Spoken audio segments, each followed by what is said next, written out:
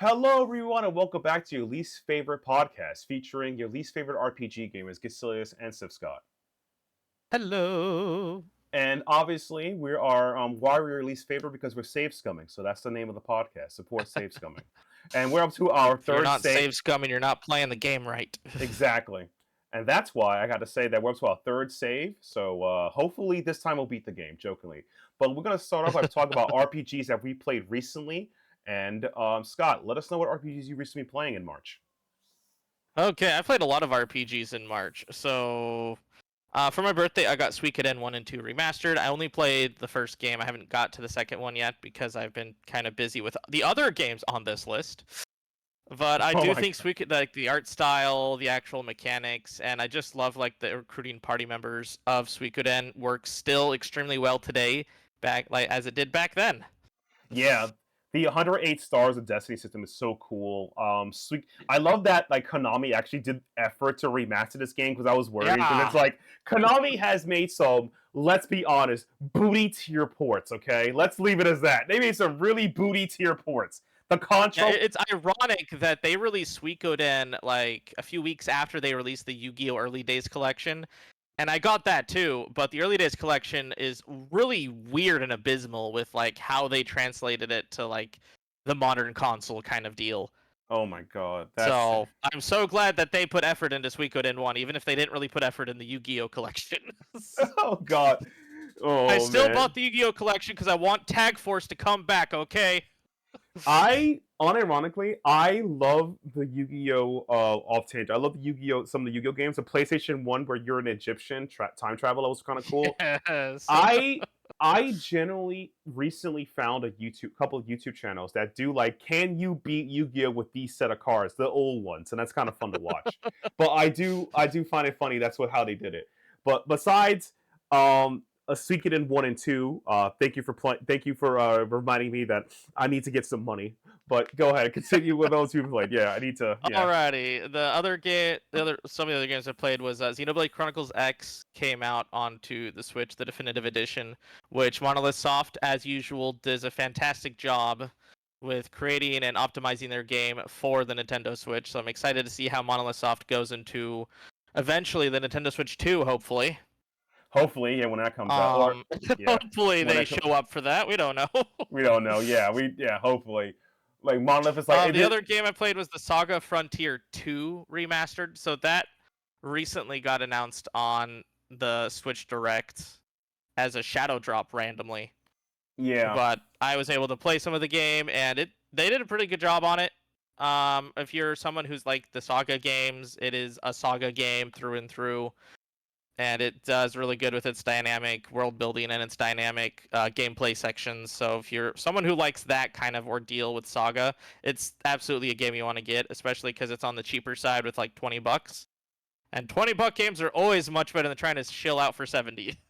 God, true. At this point, man, with how the world's going, I can potentially see like game prices getting spiked up with how things are going. And I'm not trying to be political. It's just like look, we have a lot of issues. We got the cost of Yeah. transportation, the cost of gamings, and then if you live in America, you know what I'm talking about. you know, Yeah, and the yeah. final game that I've been playing that's been an RPG is Tellier Yumiya, the Alchemist of Memories in the Envisioned Land. Jeez, that's a long They one. did is fantastic. That is it's a handful. It's a huge mouthful for a title. If you play any of the other Atelier games, they all have really long titles for some reason. They can't just sort it at just Atelier, Ryza, Atelier, Sophie. They have to actually have the entire title subtitle thing going on. Oh And the same God. thing with Yumiya. But I honestly think that Yumiya did a fantastic job because they added a lot of they streamlined a lot of the mechanics of the other Atelier games, like the synthesis, combat, gathering. Oh, thank goodness they did a lot of stuff with gathering. Because if you played any of the other, like the older Atelier games, you basically can go to like one section of the map, collect like things for like 5 minutes, and have to go back to the Atelier to like put things because your basket's full. They changed it now, so Yumiya can basically have containers all around the world by just like putting them in bases. So you can just go to like a few steps away to go to that specific base to put things in, and then okay, back to having fun again. So I have to keep going all the way back, going back forward, going all the way back, going back forward. You know what the sad part is? So Some people complain that's killing the game because you just Minecraft it. You know, people do that in Minecraft and other like unironically simulator games. You know, That's a modern simulator Yeah, thing. But it's weird that people don't like that aspect because, like, why? What if I want to go to the atelier every like 5 minutes? Like, I mean, you still can. You just don't have a okay, reason to. here's a blow up, right? So- Here's a blow up, right? Can you imagine people defending that this day and age? And I mean this very politely.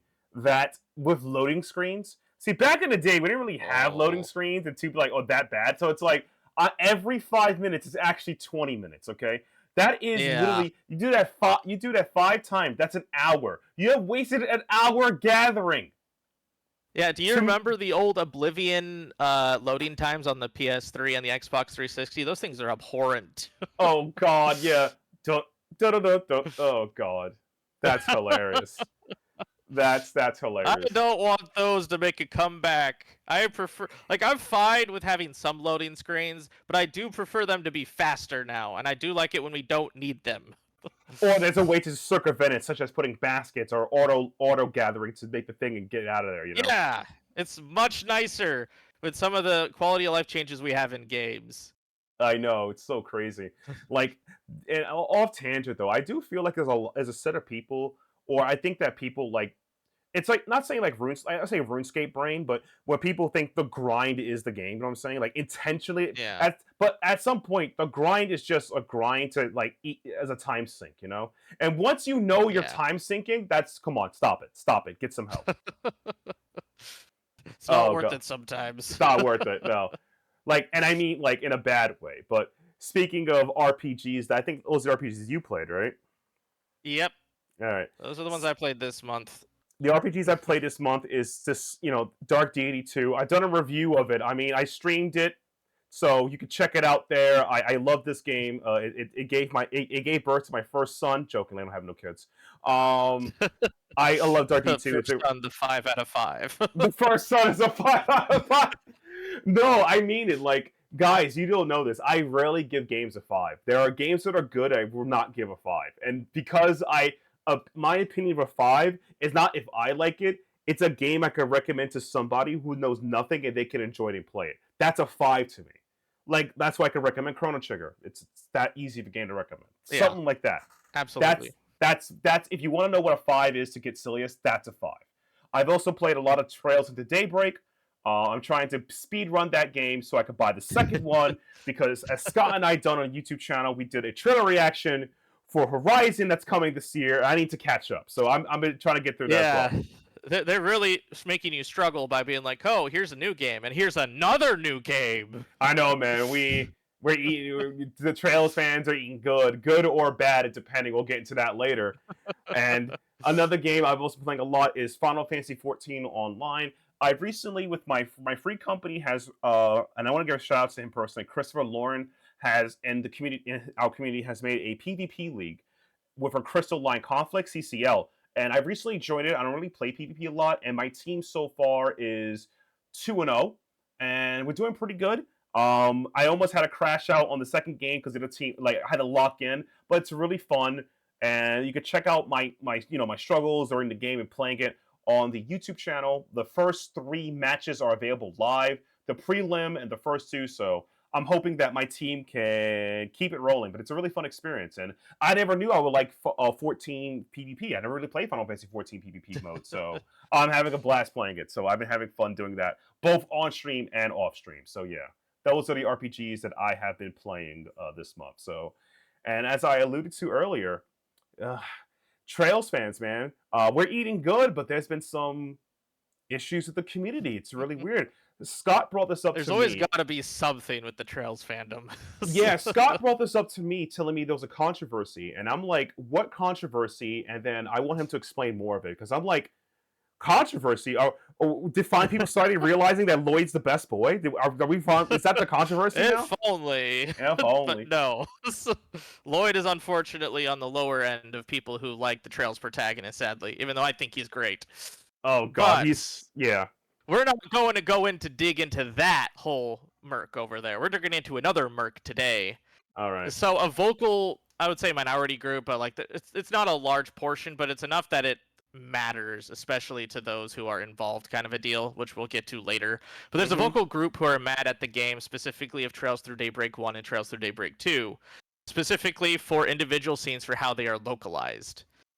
For Daybreak scene, the Daybreak 1 scene that they're angry about is when Van is talking to Katra, and he's wondering what pronouns that Katra goes by.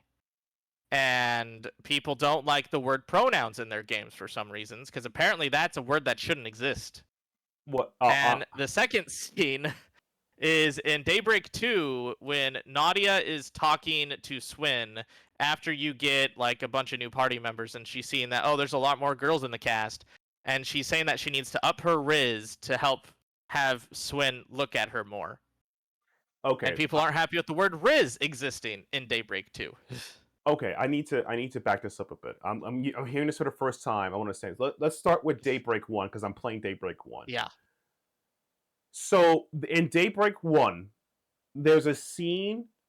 Can you what part of the story? Because I hope it's not I'm behind it or ahead of it. It's not too far. It's like in the 3rd chapter when you are going to like the academy, and that's when you meet Katra for the first time.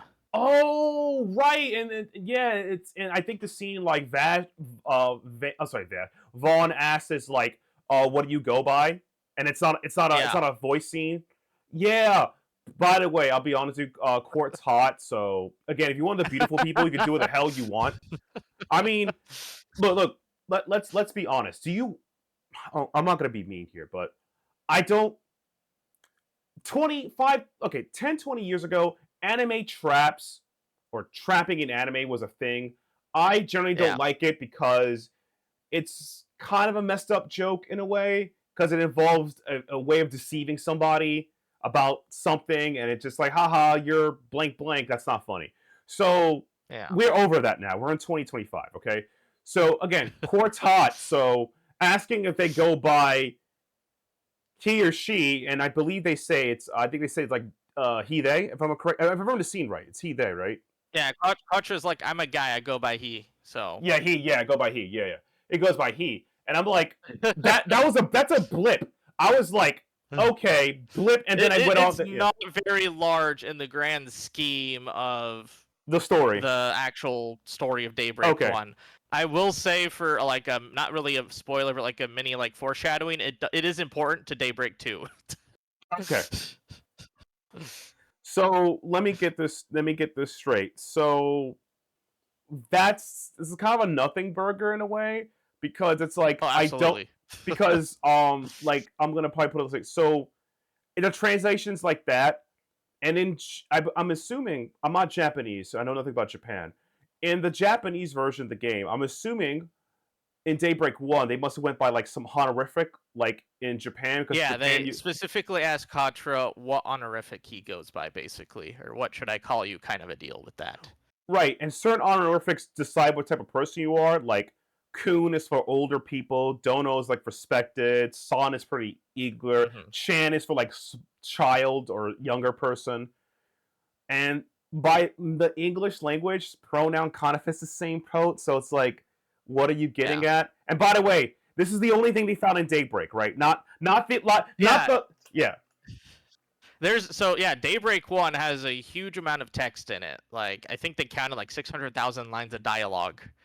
And this is the one that they're having issue with, and they're saying this is why the localization sucks. It's like, okay, what up the other 500, 900, what up the 599, 999,000 other lines of dialogue? Do you have a problem with all those, or is it just one? Because if you only have one issue, I think that's a good localization. That's a good translation, in my opinion. Also, that sounds like a you issue, a skill issue. You might want to save scum and retry that again, because it's like that is so monumentally small to the Trails series, which is known for heavy text. Do you know how much?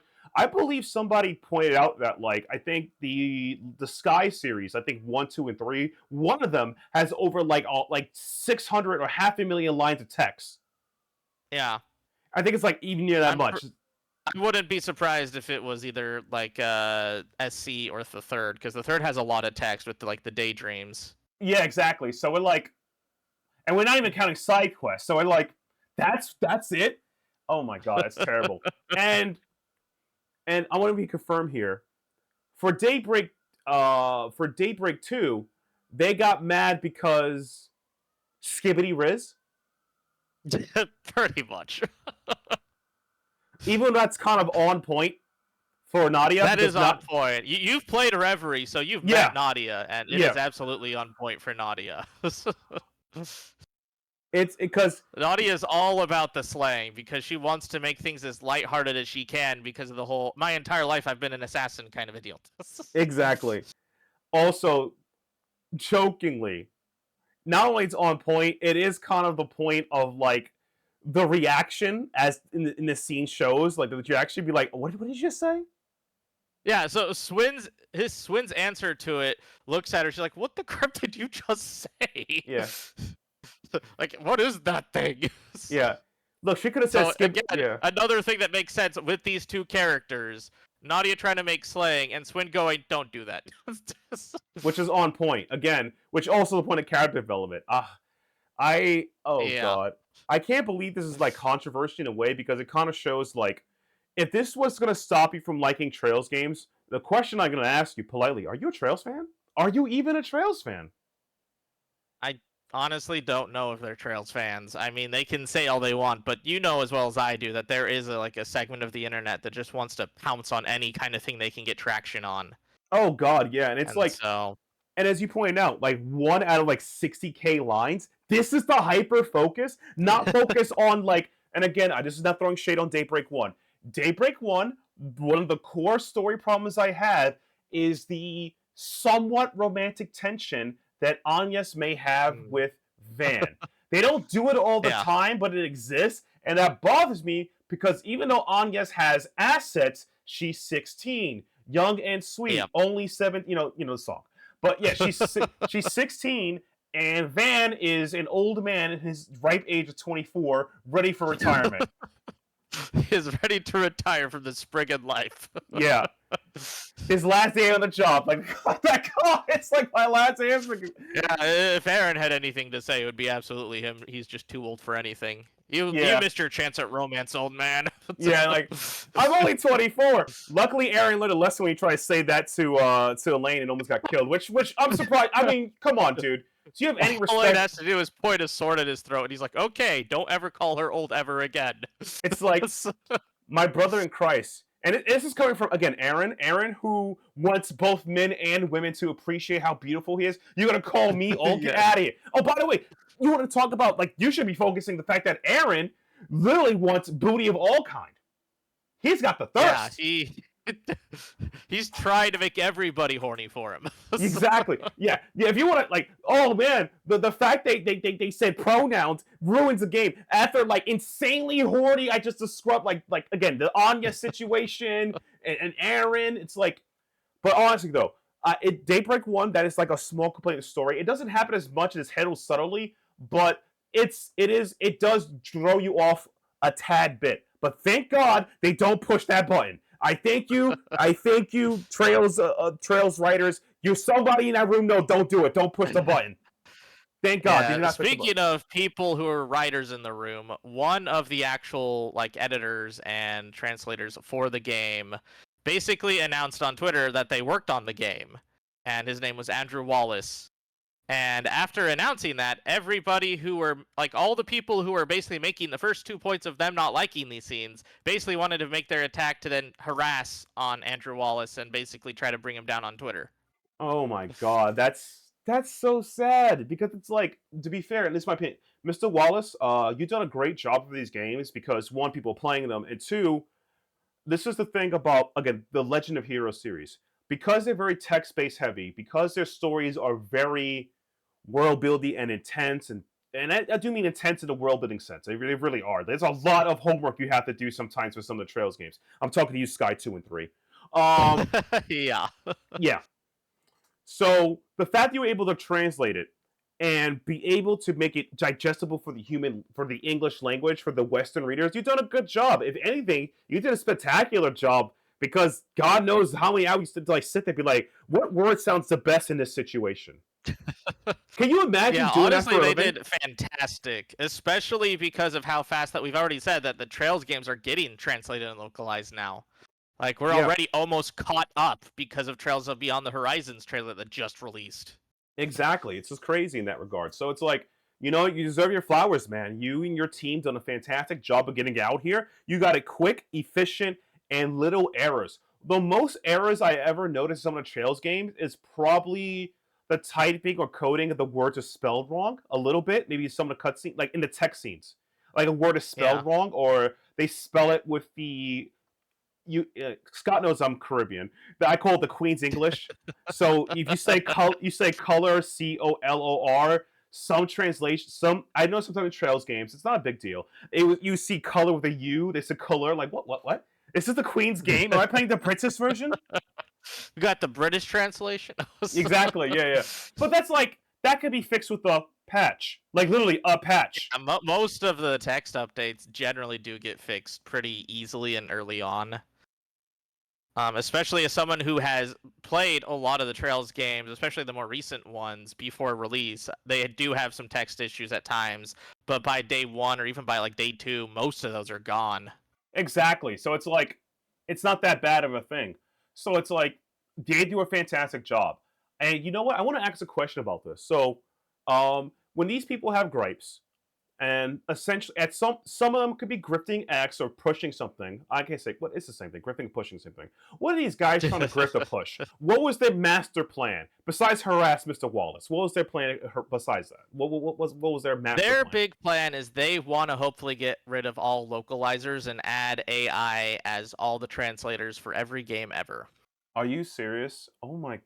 Did Yeah. you okay, They okay. get extremely excited at the prospect of localizers getting fired so they can put in the new big shiny AI to tell us terrible translations. First of all, if you're pro AI, you're anti-human on so many fronts. Let's get it the way. No amount of money should take away someone's job and the ability of something detailed. Andrew and his team were able to do a excellent, fantastic translation of the games to be understandable to the American people. Nadia dropping the Riz makes sense, you know. She dropped the Get for the Rizzler. You know what I'm saying? Yeah, the Get. Someone's got to do it. Someone's got to do it. But and the Fuse translator knows, and it's like AI is just bad because it just is. It's scrap whatever. And the thing is that does AI understand tone or inflection or character expression? Not really. No. Here's another problem with that. Even before AI, a couple of game developers were trying to translate games. You believe machine learning, right? Was it machine Yeah, translation? machine translation has been a thing since almost forever when it comes to like Japanese to English. If you've played any of like the like supposed fan translated ROMs from like the 90s that were initially made, a lot of those are machine translated because of people who either didn't have like the like programming expertise to actually like localize and actually get the text. They would just basically put it through a machine and then translate the text through that machine. And those of you who have played those ROMs and like fan translated ones that were that way can tell you they were terrible. The translations back then, if they weren't done by like an actual person meticulously translating it, were horrendous. 100%. You know the worst part about machine translations, though it could be one to one, from a tone standpoint, it reads terrible. This was a problem when people try to do for, I would say Google or translate from manga. It's gone to a Yep. point that I'm going to make a very small tangent here. So, one of my favorite mangas I think I've talked about, I've read, is called Yokohama Kaiken Daisho. It's about the world. The world has ended the flood, and humans and robots live together, and it's a very nice slice of life series. That's all I have to say. It's 5 volumes. It's all printed by Seven Seas. Now, in each of the omnibus, right, there is a section where they talk about the translations in the back, where they talk about like why they use this term other to explain character expression. And by reading those sections, you get a deeper understanding of, oh, that's why they use this word or that word to reflect the character speaking. Because in Japan, it sounds like this, but in English, it's this. If a machine translates one to one, it could be actually awkward. Again, being Hmm. accurate is not the point. Being legible, being readable to understand is the point. If you machine translate 100% of Trails of to Daybreak, or say the newest one, Horizon, coming out, will it be 100% accurate in Japanese? Yes. But is it legible to the human English reader? No. And if you don't No. understand that, go stop playing. Go elsewhere because you can't have this conversation. Because there Yeah, are go many back to the 90 fan translated ROMs that weren't actually fan translated.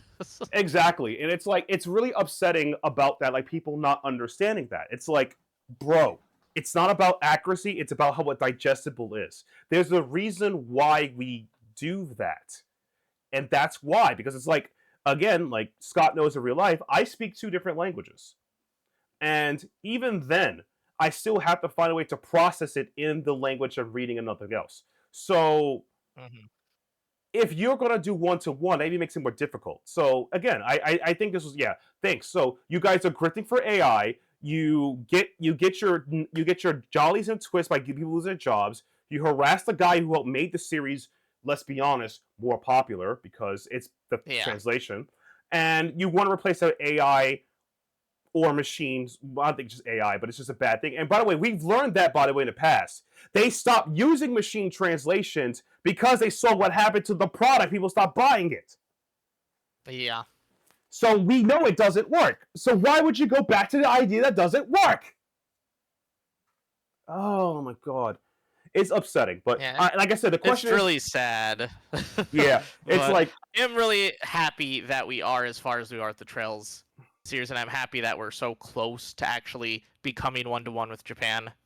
And oh I do god. think it is because of the efforts of Andrew Wallace and his team, and the localization team, and the writers, and the voice actors, and everyone who are beginning to basically speed up the process. Just want to say thank you to everyone involved because it is amazing to see how far Trails has come. Oh god, yes. Like with Horizon coming out, I think we one-to-one with Japan. And even shouts to the voice actors too for nailing the roles. I mean, if you compare the energy of some of the Japanese VAs to some of the English, like okay, whoever, shout out to Damien Haas, you're a great guy. Whoever hired Yes, you also deserves a raise. You are the perfect choice for Van Arcade. I respect that. absolutely. Literally, oh my god, one-to-one to Jet, like that's good stuff. So, but that's the thing. And like I said, I think the question is, if you still don't like support Save Scumming podcast, we are your least favorite guys. I understand that. Just ask them, are you really a Trails fan? You're picking 2 points out of one from each game. One from each game. It's not like a mass of problems. These are the problems you're picking out. Riz, and if Court is hot, is there he or she? That's that's what we're going with. You know what? Yep, I wish you the that's best it. in your future life. Yeah, I really do. And speaking of things it was the best of is during Steam Next Fest, I streamed the game, Yes. and Scott had a chance to play it too. Gun on Darkness. It's It's a uh game. it's a game, Kinda. kinda. It's hella bare bones, man. It's Yeah, it is absolutely bare bones. like This is how combat will go. And what else? This is how combat will combat. go. Exactly. This is you moving forward in combat, and what makes this game, like, I'm not trying to be mean about it. I kickstarted the game because Shoji Meijiro is on the project. I'm a huge fan of his works. I'm not gonna take that away. But it's like the demo is an exact replica, one-to-one, of the vertical slice that was presented, I think, a couple of years ago when the Kickstarter was launched and the teasers were launched. Yeah. It's a playable version of that with no sauce on it. Like, Which oh I my think we actually have god. a reaction to that trailer specifically like a few years back too. So Oh my god. Yeah.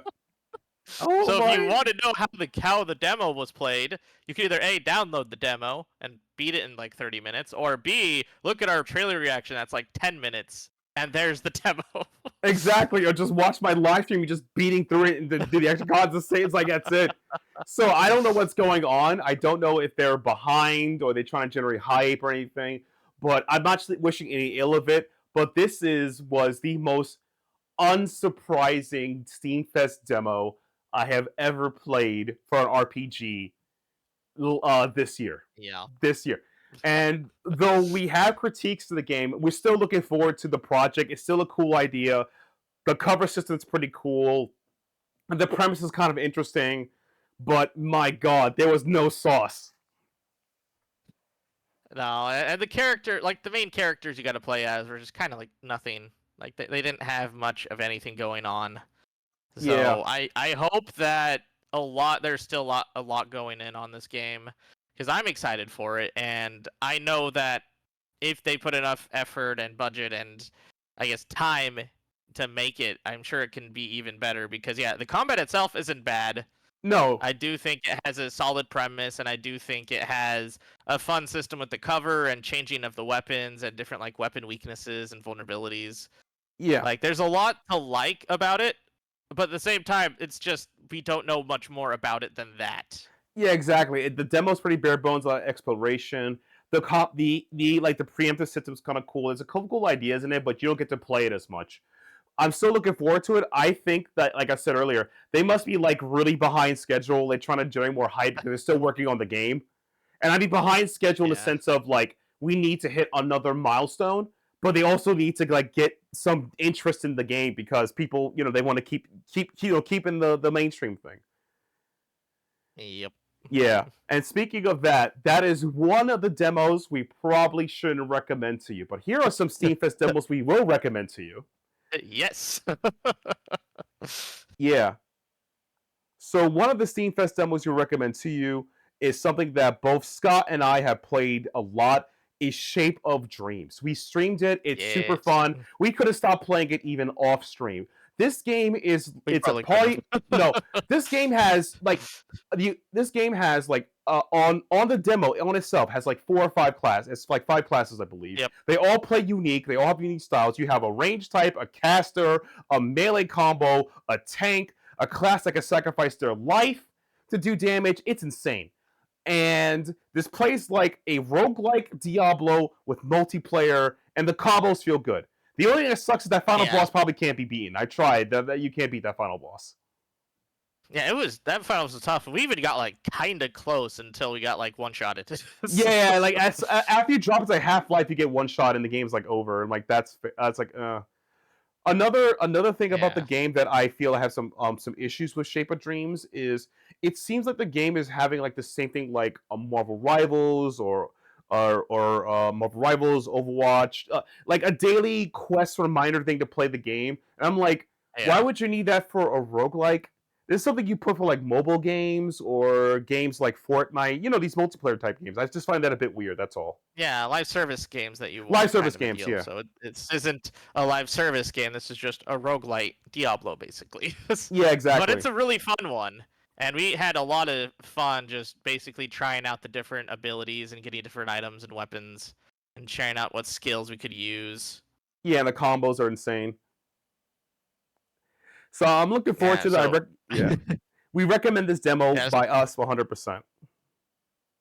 yes. Shape of Yeah. Dreams is absolutely a recommendation. Yep. Yep. And so the next game is a game that Scott's going to recommend. And Scott will give more details about it. So, Scott, tell him about this game.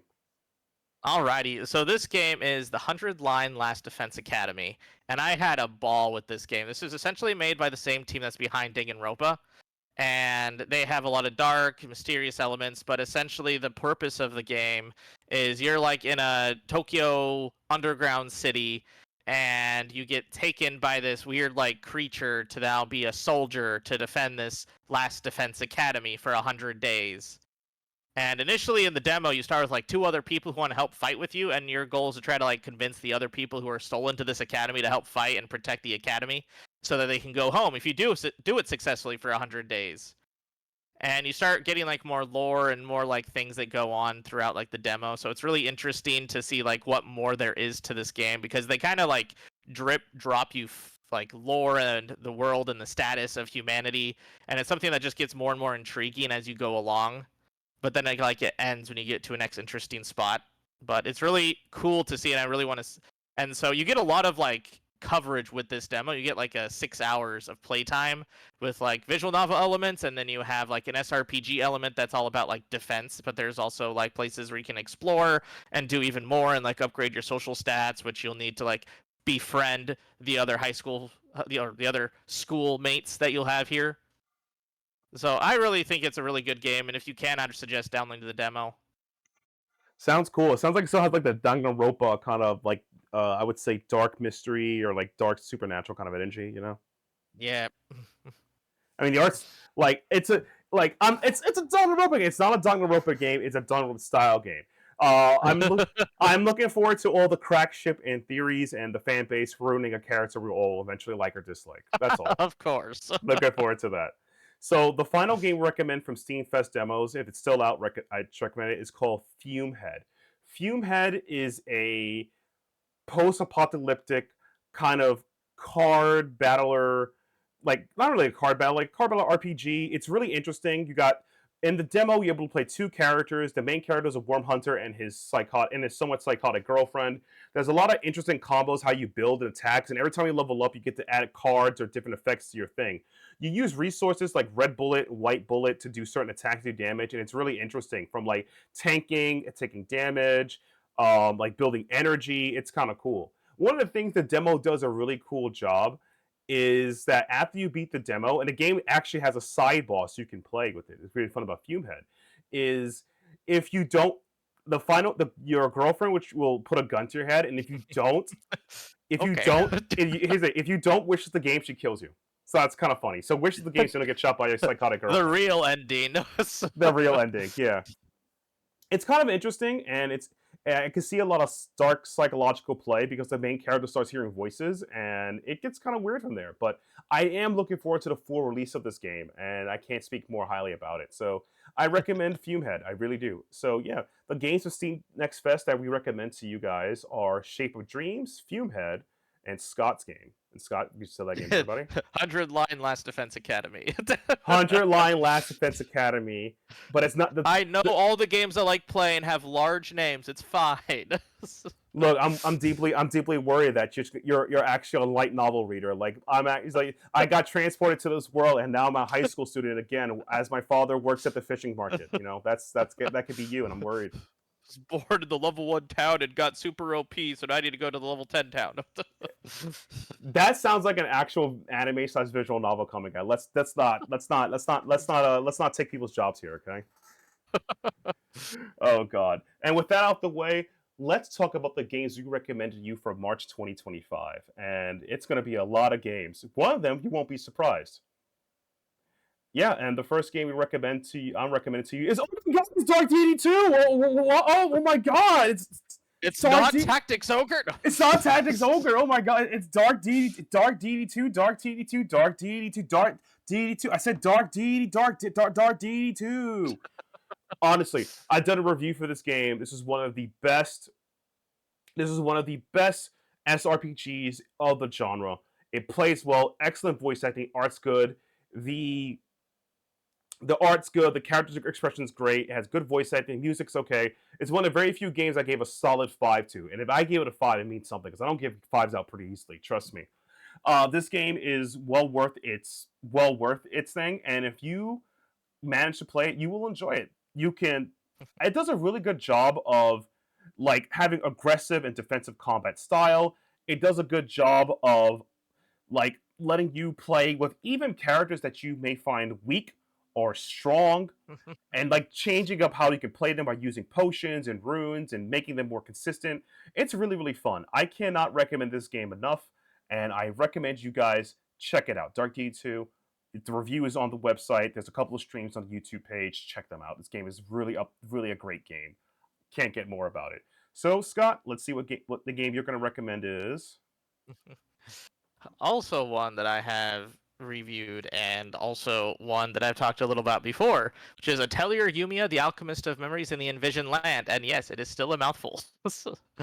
But ultimately, I really like this Atelier game. Yumiya is a really cool and interesting protagonist. Essentially, the story itself is about this land that has had a forbidden taboo on alchemy because it would destroy what's known as the Alatis Empire. And the whole goal of Yumiya is to figure out how alchemy destroyed this empire and to see if they can, not have that happen again. And I really love the gameplay elements. It still has a lot of the fun of the synthesis system. It also even adds like a motorcycle now. It also lets you have a lot more verticality in like your exploration. Yumiya can literally use her little like heels to jump even further up when she's on like cliff tops and like on cliff sides. So it's really cool to be able to have that much verticality in a game like this, especially with them kind of exploring verticality with Ryza 3, for those of you who have played any of the Atelier games. But if you haven't, this is a perfect one to start with because you don't need to know anything else. You don't have to really know anything about Atelier as a series. You can just instantly play it, get into it, and just fall in love with Yumiya. Okay, I need to ask this question. So you tell me the storyline is, if for those who play Grand Blue Fantasy, what if Cagalisto wasn't the villain? Is that what you're saying this game is? Yes. Yes. All right. So she did. All right. So Cagalisto's not a villain. I can live with that. I mean, even though allegedly destroy entire empires and is a little and wants to take over the world. She's a good person. Caglisto's a good girl. Yeah, I mean, It's I'm sure also Cagalisto would love having a musket type staff to wield. yeah, to shoot down all her enemies. But honestly, this game looks interesting, and it's like again, it's very similar to how I. This game is very similar to how I feel about Trails of Daybreak One, where it's a good game to jump into the series, so you don't really have to do Yep. that much hard to get back. Which is much like Trails of Daybreak One. Trails of Daybreak One does a really good job of doing enough backtracking of the previous entries where you can still enjoy the game. Where it's like, okay, it's time to watch a 3-hour YouTube essay about the lore of Trails games. Like, not I need today. to make one of those. Oh god, that would be crazy. Oh god. But the next game is a game that Scott and I both recommend. I know we spoke of earlier. Is the Yeah. Suikoden 1 and 2 HD remaster. And as a huge fan of the Suikoden series, again, I joke, Konami did a great job porting this game over. I'm glad that Yes. Scott had a chance to play it. What I'm hoping for in the future is that they've remastered the remainder Suikoden games, Suikoden 3, Yes, 4, and please. 5. But 3 and 5 are slightly better than 4. But in general, though, I'm gladly happy that this exists because there's not a lot of people that play the Suikoden games, and Scott knows why. Like, do you enjoy the 108 Stars of Destiny? Now he enjoys the 108 Stars of Destiny. Yeah, I mean, Suikoden is always one of those games that it's hard to, like you can like a lot of people who've played it understand why it's so addictive and why they like playing it. But when you're trying to explain it to people, it's like, yeah, you can collect like 100 characters, you can get all these party members, you can have so much diversity in your party builds. It's just like, what if I don't want to do that though? That's what you go. You go, what do you mean? It's like, yes, it does feel like there's a lot to tackle into in the Suikoden games. But when you get into the Suikoden games, it's like you want to tackle it because all these characters are so well written. And it's also like one of those things where it's just so fun to get into their backstories and get to see the reactions of also the other people that you have in your party with them. Like, there's just so much in a Suikoden game because of its humongous cast. Yeah, and the cast in the cast game evolves from like you have people who help, you know, in town, make you more money, things like that. And the best part about this game is that the Suikoden series in general, it's like with every character you add to your town and to your base gets bigger and better. There's one character that has been in every game, and I think you found her. Jean is Jean the occult witch, where she could tell you where other characters Yes. are, and she could also join you in battle if you help her with a quest. And she's mysterious because Yep. she's been in every game. No She's spoilers for her always backstory. watching. Yeah, exactly. So, but yeah, I do appreciate this game. It's really good. I also love how they maintain the elements of like the PS1 graphic style of like the Mhm. look, okay, I'll be honest with you. I know everyone's going gaga for like 2.5 or they're going gaga for like Polygon PlayStation 1 graphics. You know we need to go back to 2.5 Trails in the Sky 1 gameplay content. I'm talking Oh, yes. I'm talking either clay models or pixel art going back and forth again. And like I said, I really recommend this. Both Scott and I recommend this game. It's good for the RPG enjoyer and for those who are trying to find new RPGs because again, we tell people to play Trails of series, but we really want you to do is try more RPGs in general. In Yes. general, play more RPGs. And speaking There's of more always a new RPG for you to try. exactly. And speaking of more RPGs to try, Scott talked about this, and he's ready. Scott, it's your time. Alrighty, now we get to talk about the big kahuna, Xenoblade Chronicles X, the definitive edition. Let's be honest, nobody bought the Wii U, so nobody actually ever really played this game and gave it the merit it deserved. But now that it's on the Switch, we can get people to play this game, because this game is phenomenal. This is all about basically the end of the world, and you have to find a way to then not really colonize, find a place to put the rest of humanity and make sure they're livable. So you go to this planet called Mira, you make your own character, and in a way, you also have Suikoden elements of collecting party members and adding them to your party to then build up this base and to make it a livable experience for mankind. And eventually, when you get farther enough, you get a license to fly what's known as a scale, and it turns into not just a normal JRPG, but now you have a JRPG with Gundams. That's awesome. That also is customizable. Cool. You know what's funny though is that like a lot of RPG people like the thing about like when you play some older RPGs or cult RPGs, you can definitely see how like some modern games borrow elements from it. Like, yeah, the Hmm. gathering infinite party members for your party, that's from Suikoden. The idea of morally great decisions in political warfare, that's called from Tactics Ogre, jokingly, but Jack Ogre did other things besides Yeah. that.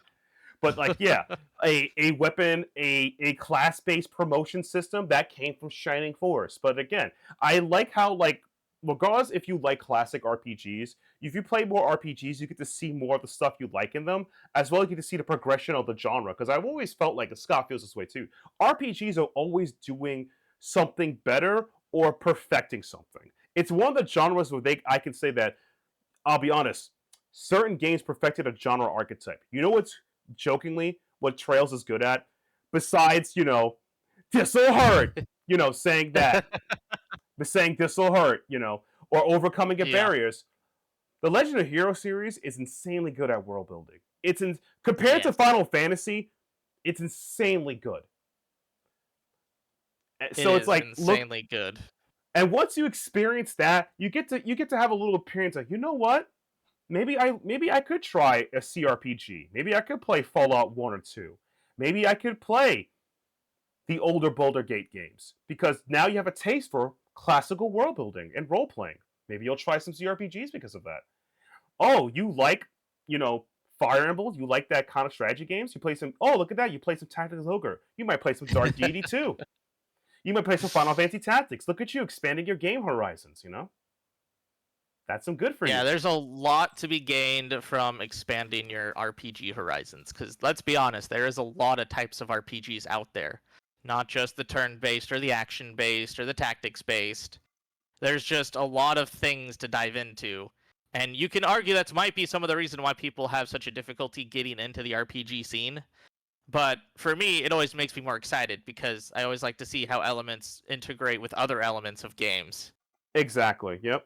And that's the best way to describe it. So the games we recommend for you guys for this month, for March 2025, Dark Deity 2, Alter Humana, the Alchemist of a lot of words I won't be able to repeat. Scott, you can handle that for me, please.